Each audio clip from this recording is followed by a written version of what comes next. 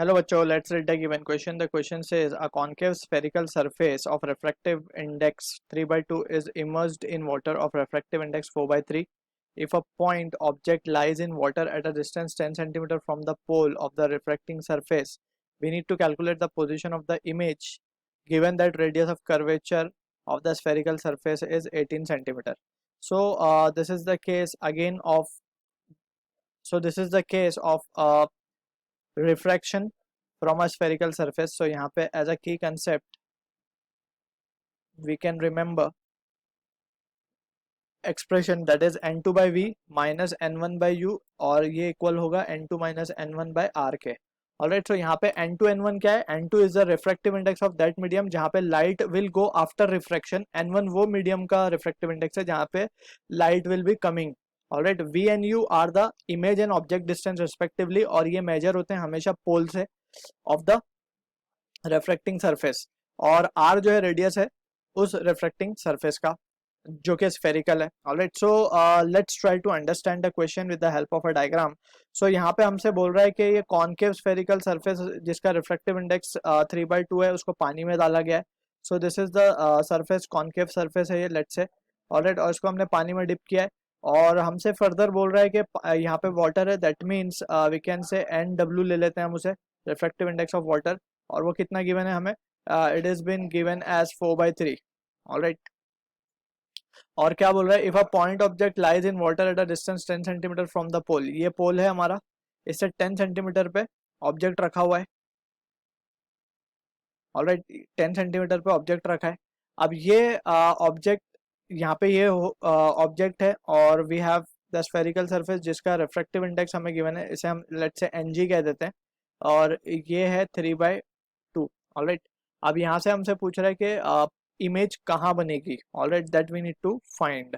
अब यहाँ पे अगर हम केयरफुली एनालाइज करें, so we are interested in finding the value of v.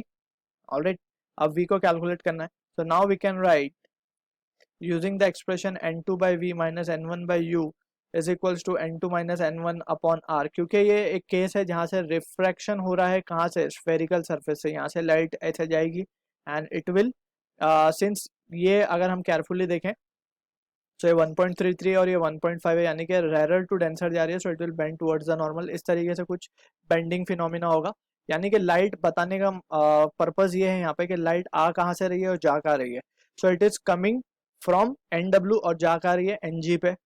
सो जाने वाली N2 यानी कि हम इसे लिखेंगे यहाँ पे 3/2 अपॉन V, तो हमें ढूंढना है, माइनस अगर हम बात करें ऑब्जेक्ट डिस्टेंस, सो हमें ये ध्यान रखना होगा कि direction of incident light will be taken as positive, यानी कि towards rightward. All the measurement जो भी हम करेंगे वो पॉजिटिव लिए जाएंगे, उसके अपोजिट हम उसे नेगेटिव लेंगे.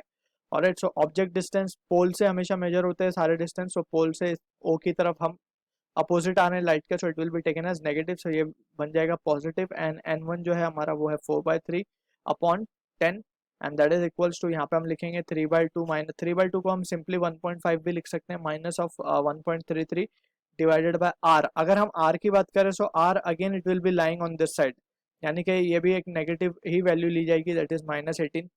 ऑलराइट, सो ये हो जाएगा हमारे पास 3/2v plus of 4/30 and that is equals to, ये हो जाएगा हमारा this can be written as 0.17. Alright, divide by 18. So ये हो जाएगा माइनस के साथ. सो फ्रॉम हियर हम कह सकते हैं therefore we can write 3/2 v will be equals to minus of 0.17 by 18 minus 4/30, या फिर इसको सीधे हम 2/15 लिख देते हैं. ऑलराइट, सो ऑन सिंप्लीफिकेशन हम कह सकते हैं therefore 3/2 v will be equals to minus of 38.55. Let's take on this side.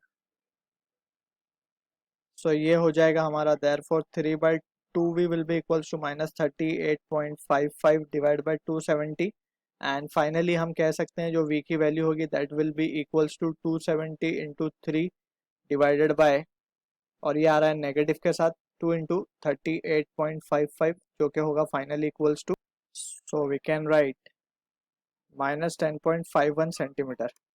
Alright, so this is the answer to the question. अगर हम ध्यान से देखें सो इमेज यहाँ कहीं बन रही होगी, that is eight a distance of 10.51, क्योंकि ये नेगेटिव है इसीलिए in front of concave mirror. So I hope you understood the solution. All the best.